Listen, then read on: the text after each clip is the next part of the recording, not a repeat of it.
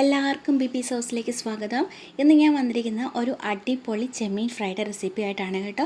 പിന്നെയും ചോദിച്ച് വാങ്ങിച്ച് കഴിക്കാൻ പറ്റുന്ന അത്ര നല്ല ടേസ്റ്റുള്ള ഒരു ചെമ്മീൻ ഫ്രൈ ആണിത്. അപ്പോൾ എല്ലാവരും വീഡിയോ സ്കിപ്പ് ചെയ്യാതെ മുഴുവൻ കാണുക.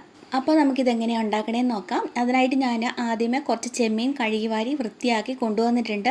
ഇതൊരു ഏകദേശം 1/2 കിലോയ്ക്ക് മേലെ കാണും കേട്ടോ. ഇതൊന്ന് മാരിനേറ്റ് ചെയ്തെടുക്കാനായിട്ട് ഞാൻ മറ്റൊരു പാത്രത്തിലേക്ക് 1 ടീസ്പൂൺ ഉപ്പ്, 1/2 ടീസ്പൂൺ മഞ്ഞൾപ്പൊടി, 1/2 ടീസ്പൂൺ മുളക് പൊടി, എരിവ് കൂടുതൽ മുമ്പിട്ട് നിൽക്കണം എന്നുള്ളവർക്ക് കുറച്ചുകൂടെ മുളക് പൊടി ചേർത്ത് കൊടുക്കാം. ഇതൊരു നോർമൽ എരിവായിരുന്നു കേട്ടോ. 1/2 ടീസ്പൂൺ ഗരം മസാല, 2 ടീസ്പൂൺ മല്ലിപ്പൊടി, ഒരു പകുതി ചെറുനാരങ്ങയുടെ നീര്, ഇത്രയും ചേർത്തിട്ട് ഇതൊന്ന് നല്ലതുപോലെ മിക്സ് ചെയ്തെടുക്കുക. അതിന് ശേഷം നമ്മൾ എടുത്ത് വെച്ചിരിക്കുന്ന ചെമ്മീൻ ഇതിലേക്ക് ചേർത്ത് കൊടുക്കാം. ചെമ്മീൻ നമ്മൾ കഴുകി വൃത്തിയാക്കി വെച്ചിരിക്കുന്നതാണെങ്കിലും അതിൽ നിന്ന് വെള്ളമൊക്കെ ഊറി വരുന്നുണ്ടോ. അപ്പോൾ ആ വെള്ളമൊന്നും ഇല്ലാതെ, പരമാവധി ആ വെള്ളമൊന്നും ഇല്ലാതെ തന്നെ എടുത്തിട്ട് ഇത് മിക്സ് ചെയ്ത് കൊടുക്കുക. നല്ലപോലെ കുറച്ച് നേരത്തേന് ഇത് ഇളക്കി കൊടുക്കണം. ഈ എല്ലാ ചെമ്മീനിൻ്റെ എല്ലാ ഭാഗത്തും നല്ലപോലെ മസാല എത്തണമല്ലോ.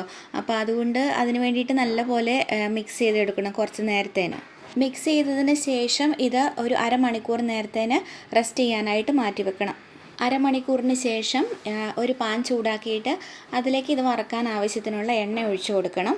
എണ്ണ ചൂടായി കഴിയുമ്പം ഒരു 8-10 അല്ലി വെളുത്തുള്ളി ചെറുതായിട്ട് അരിഞ്ഞതും, ഒരു 1/2 ഇഞ്ചോളം നീളത്തിൽ വരുന്ന ഇഞ്ചിയുടെ കഷ്ണം ചെറുതായിട്ട് അരിഞ്ഞതും, ഒരു 2 തണ്ട് കറിവേപ്പിലയും കൂടെ ഈ എണ്ണയിലേക്ക് ഇട്ടിട്ട് ഒന്ന് വഴറ്റിയെടുക്കണം. നമ്മൾ ഈ ചെമ്മീൻ മസാല പുരട്ടി വെക്കണ നേരത്തെ ജിഞ്ചർ ഗാർലിക് പേസ്റ്റ് ഒന്നും ഞാൻ ചേർത്ത് കൊടുത്തിട്ടില്ലായിരുന്നു. ഇനിയിപ്പോൾ അങ്ങനെ ചേർത്ത് കൊടുക്കേണ്ടവർക്ക് അങ്ങനെ ചേർത്ത് കൊടുക്കാം കേട്ടോ. പക്ഷേ ഇതുപോലെ ഈ വറക്കണ നേരത്തെ എണ്ണയിൽ ഇങ്ങനെ ഇഞ്ചിയും വെളുത്തുള്ളിയും കറിവേപ്പിലയും കൂടെ ഇട്ടിട്ട് ഒന്ന് വഴറ്റുമ്പോൾ ഉണ്ടല്ലോ, അതിനൊരു പ്രത്യേക ടേസ്റ്റാണ്. അപ്പോൾ ഇത് വഴറ്റി ഒത്തിരി വല്ലാതെ വഴന്ന് വരേണ്ട കാര്യമൊന്നുമില്ല, കളറൊന്നും മാറി വരേണ്ട കാര്യമില്ല. അപ്പോൾ എന്നിട്ട് ഇതിലേക്ക് നമ്മൾ എടുത്ത് വെച്ചിരിക്കുന്ന ചെമ്മീനുണ്ടല്ലോ, അതൊന്ന് ചെറുതായിട്ടൊന്ന് ഇളക്കി കൊടുത്തിട്ട് വേണം ഇതിലേക്ക് ഇട്ട് കൊടുക്കാൻ. കാരണം നമ്മൾ റെസ്റ്റ് ചെയ്യാൻ വെക്കണ നേരത്ത് ചിലപ്പം ഇതിൽ നിന്ന് പിന്നെയും വെള്ളം ഊറി വരാനൊക്കെ സാധ്യതയുണ്ട്. അപ്പോൾ മസാലയൊക്കെ ചിലപ്പോൾ ഊറി താഴെ അടിയിലേക്ക് പോകും. അപ്പോൾ അതൊക്കെയും കൂടി ഒന്ന് മിക്സ് ആക്കിയതിന് ശേഷം ഇതിലേക്ക് ഇട്ട് കൊടുക്കുക.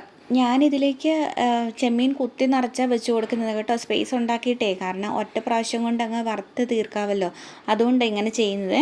ചെമ്മീൻ മുഴുവനും വെച്ച് കഴിയുമ്പം ഇതിന് മുകളിലേക്കായിട്ട് നിറയെ കറിവേപ്പില തണ്ടോട് കൂടി തന്നെ വെച്ച് കൊടുക്കണം. നിറയെ വെച്ച് കൊടുക്കാം കേട്ടോ, അതിനൊരു പ്രത്യേക ടേസ്റ്റാണ്.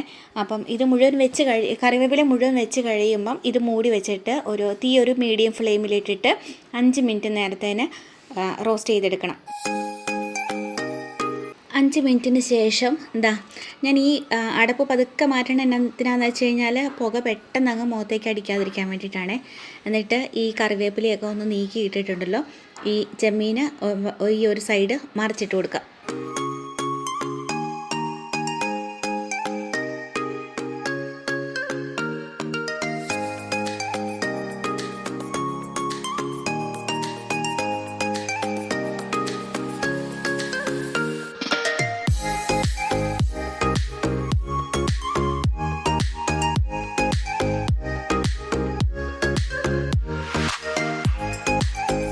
മുഴുവൻ മറിച്ചിട്ടതിന് ശേഷം കറിവേപ്പില പിന്നെ ഒന്ന് നിരത്തിയിട്ടിട്ട് മൂടി വെച്ചിട്ട് 5 മിനിറ്റ് കൂടി റോസ്റ്റ് ചെയ്തെടുക്കുക.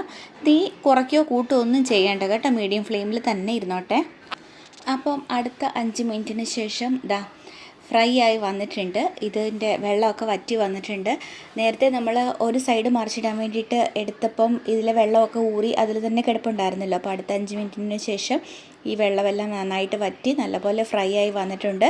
ഇപ്പോൾ ഇനി നമുക്കിത് ഒന്ന് നന്നായിട്ട് ഇളക്കി കൊടുക്കാം. അപ്പോൾ ഈ ഇളക്കി കൊടുക്കുമ്പോൾ ഇതിൻ്റെ കറിവേപ്പിലയുടെ ഇലയെല്ലാം വിട്ട് പോന്നിട്ട് തണ്ട് മാറിക്കിടക്കും. അപ്പോൾ ഈ തണ്ടൊക്കെ നമുക്ക് മാറ്റിയിട്ട് ഇല കൂട്ടിയിട്ട് ഈ ചെമ്മീനെ നല്ലപോലെ ഒന്ന് ഇളക്കി കൊടുക്കണം.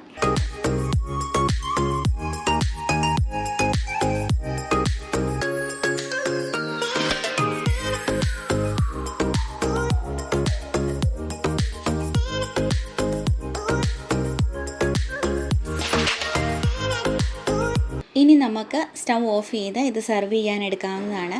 ചെമ്മീൻ കഴിക്കുന്ന എല്ലാവരും ഇതുപോലെ ഒരിക്കലെങ്കിലും ഒന്ന് ട്രൈ ചെയ്ത് നോക്കണം. ഒരിക്കൽ ഉണ്ടാക്കി കഴിഞ്ഞിട്ടുണ്ടെങ്കിൽ പിന്നെ ഉണ്ടാക്കാൻ നോക്കും. അത്രയ്ക്ക് നല്ല ടേസ്റ്റുള്ള ഒരു ചെമ്മീൻ ഫ്രൈ ആണിത് കേട്ടോ. ഇവിടെ ഉണ്ടാക്കി കഴിഞ്ഞപ്പോൾ മക്കളൊക്കെ ആണെങ്കിൽ പിന്നെയും ചോദിച്ചുകൊണ്ടിരിക്കുകയായിരുന്നു. പിറ്റേ ദിവസം ചോദിച്ചു, ഇന്നലെ ഉണ്ടാക്കിയ ചെമ്മീൻ്റെ ബാക്കി ഉണ്ടായിരുന്നു എന്ന്. അതുപോലെ നല്ല ടേസ്റ്റാണ് ഇതിന്. അപ്പം എല്ലാവരും നിർബന്ധമായിട്ടും ഇതുപോലെ ഉണ്ടാക്കി നോക്കുക. ഇഷ്ടപ്പെട്ടാൽ ലൈക്ക് ചെയ്യുക, കമൻറ്റ് ചെയ്യുക, അറിയാവുന്നവർക്കൊക്കെ അയച്ചു കൊടുക്കുക. ബൈ.